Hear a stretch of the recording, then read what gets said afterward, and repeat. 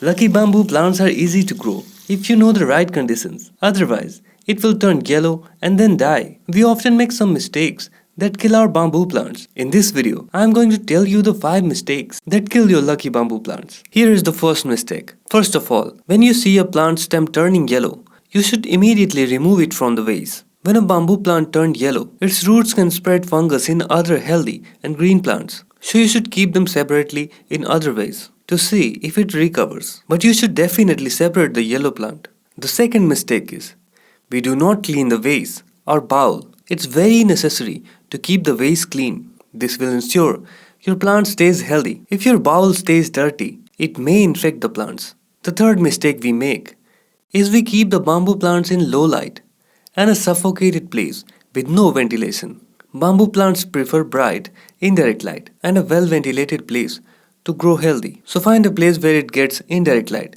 and you will see the difference. Remember, never to put it in direct sunlight. It will burn its leaves. Fourth mistake we make is we use tap water. Tap water contains chlorine and fluoride, and high levels of these in water are toxic to the plants sitting in water. Best to use filtered water, bottled drinking water, or if you find the rainwater, that would be amazing. I have a video about how the rainwater heals the yellow bamboo plants and turn them yellow to green within a week. You will find the video link in the description. And the fifth most common mistake we make to change the water in the vase. You must have a look at your vase in a week to check if the vase is dry or maybe dirty. It's very necessary to change the water at least 2 times in a month. If you can change it every week, that would be amazing.